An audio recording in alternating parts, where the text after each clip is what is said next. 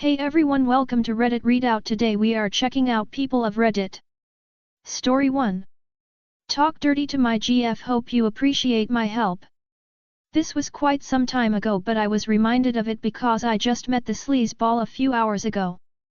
All individuals in this story were in the same university during our undergrad and were in the same class in the beginning before we all split and went into different programs. Sarah, my ex-GF, and Aaron, the sleazeball, became fast friends as they were from the same city and traveled to the university on the same bus every day.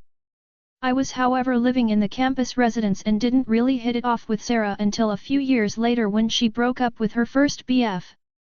We eventually started going out and officially became a couple a few months later. At this point, Sarah was close friends with Aaron and I suppose supported her through her first breakup. When Sarah introduced me to Aaron the first time, I felt off about him since it felt like he was purposely one-upping me and trying to insert himself between Sarah and I. He kept disrespecting me and trying to show me down. Sarah didn't notice this, but I brought this up with her and she dealt with him. When she spoke with him about his attitude towards me, Aaron confessed that when Sarah broke up he thought Sarah would see how caring he was and choose to go out with him. I am guessing seeing her go out with me angered him, so he was lashing out at me. Sarah cut all contact with Aaron initially, but realizing they would have to look at each other every day and work with each other on assignments and projects, she decided to maintain a working relation with him, only talking about assignments and rarely about personal lives. This is where Aaron showed his true colors. He would call up Sarah on the pretense of discussing an assignment and then would talk about S*X and relationships with her. Sarah asked him to cut it out a couple of times and he would continue to broach personal subjects repeatedly. One day Sarah called me crying that Aaron was harassing her, and not maintaining her boundaries. This made my blood boil and I called him up to cuss him out. After giving him an earful, I asked him never to contact Sarah again and find a different class partner. Sarah blocked him everywhere as well. When Sarah told me what he did, I got pissed off. This was a man who felt he could harass someone and disrespect their boundaries without any repercussions. It was late at night and I got an idea. I logged on to the most illicit and dirty websites I could find. I clicked on every ad that was clearly spam and phishing for info, including those on phone S*X websites, and I entered his phone number and email in every field asking for information. I went to dirty chat forums and put up his phone number and email as a lonely female looking for dirty talk and phone S*X. A couple of hours later I was done. The next day I went to university like normal and so did my GF. I asked her if Aaron had spoken to her or asked anything and she said he didn't even look at her. She said he looked pretty tired and sleepless. Another friend in the same class confirmed that his phone kept going off throughout the day and he was so visibly frustrated that he switched off his phone. When I saw him at the end of the day near the bus station when I dropped off my GF, he didn't even look my way and just walked away. By the end of the week he already changed his phone numbers and never spoke to either of us. Story 2. Ex-boss kept assuming I was still employed, so I promised to show up for my shift. About 5 years ago I used to work as a traffic control person at roadworks and construction sites. I did this as I changed from a retail to my current career, with some stressful times. As a side note, normally shifts in this industry are all short notice. They will call you at 7 p.m. asking you to work a shift starting at 5 a.m. the next morning. Say no to many times and you'll soon find yourself without any shifts. Something you should know about me before I continue. I'll admit I'm a massive troll, but only to those who are assholes to me in the first place. It's like being an asshole towards me pops my troll horns out. Let's just say my friends fear me come April Fool's Day once every year. I left that job due to life circumstances and the fact I was moving to a new city over 2 days' drive away. My ex-boss seemed to forgot this fact. As I stated above, if you say no enough times to shifts they will just not give you any more. They technically won't fire you, and since you're a casual worker with no guarantee of shifts they can just leave you in a constant state of limbo until you quit yourself. In my country they can get away with this, at least 5 years ago. About 1 year after I left the company and moved to my new city, my stupid ex-boss must have forgot I left. Even if you said no to enough shifts, if they were desperate to fill a shift they'd call you. I got called up and asked to fill a shift the next morning. I kindly reminded my ex-boss I left about a year ago and was in a new city. He apologized and wished me well. So far nothing to bad in my book, until another 2 years had pasted, 3 years since I left. In this time my ex-boss repeated this mistake another 3 times, was getting a little old for my tastes. I even blocked his number, but he got a new phone and still had my number in his contact list. So when he called me this time I decided to be petty about it. It was about 6:15 p.m. at night and I was enjoying a movie on the couch with my girlfriend. Me, hello, this is Lupa Legend. Ex-boss, hi, Lupa. I need you to come in for a shift at random place in Old Town, tomorrow starting at 7 a.m. Think you can handle that? My troll horns came out as this was the 4th time he'd called me. After each time I told my stupid ex-boss I'd moved to a new city. Me, sure, I can handle that for you.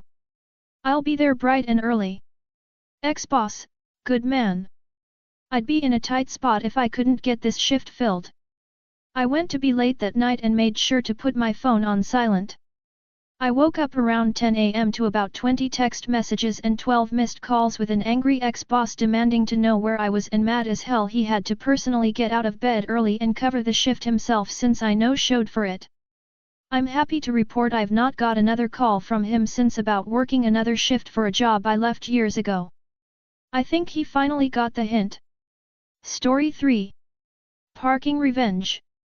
Many years ago, while working on a job at a church, I came out to my work truck and found a note under the wipers calling me an idiot for my bad parking job. I stepped back to look and I couldn't have been more centered if I tried. I honestly didn't know what the problem was. Maybe the other person was parked too close and gone now? I don't know. Anyways, the note was written on an official notepad paper from a local company with the employee's name on it. Maybe it was the guy's wife that left it on my car. So, next time I was on that side of town, I looked for a fancy car parked up front, hopefully a big wig, and put the note under their wiper. Story 4. Thrown out of the bar. Haha, my transphobic ex-girlfriend attempted to get me thrown out of a rock show at a local tavern. Thought she could use the white women's privilege card, I'm not feeling safe routine with the bouncer. Darn near worked. I had no choice to follow the bouncer out of the music space to the front bar. There was my ex standing there smirking. Little did she know, I flirted with bartender earlier in night, tipped her generously. When I asked the bouncer to call his manager, he motioned to the bartender. 2 short sentences later, I was released back into the show. My ex-girlfriend was asked to leave.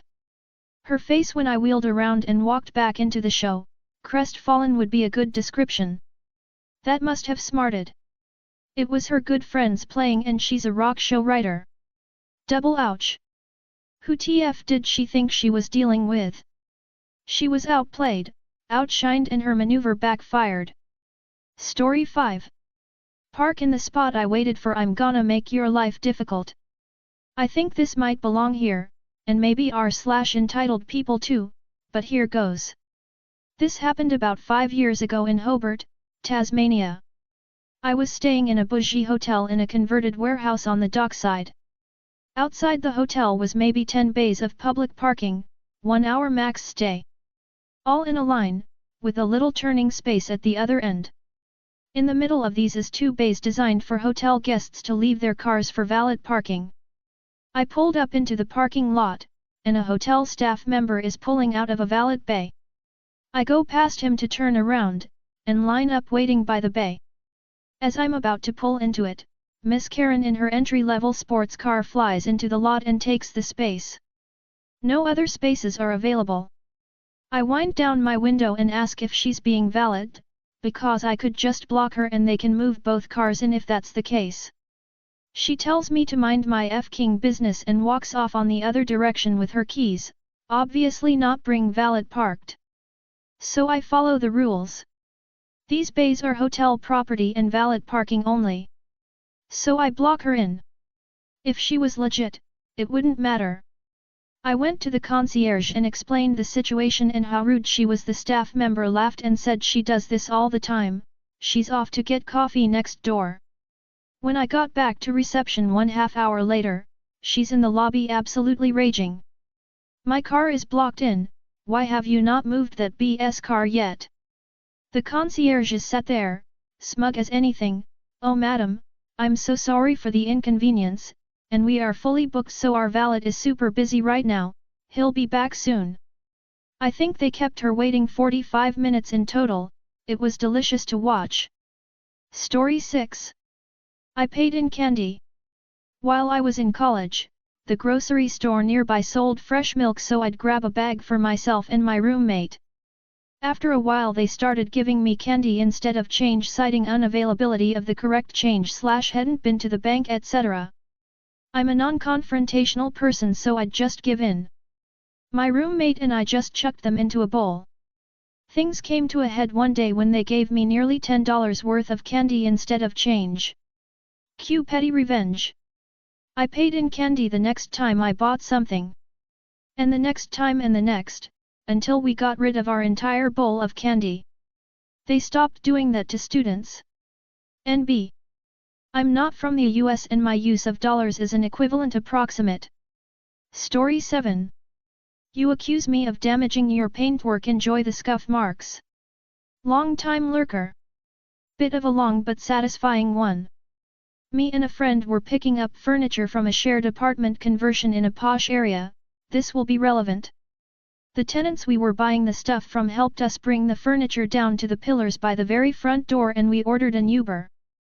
Uber was too small, completely my fault for underestimating the size of what we had, so my friend called her dad to come get us, which was about a 40-minute wait. Ironically, we were joking about how posh the area is when a couple exits the flat we were waiting by, the one we had just left. The man, maybe mid-30s, asks us, "What are you doing here? Is this your furniture?"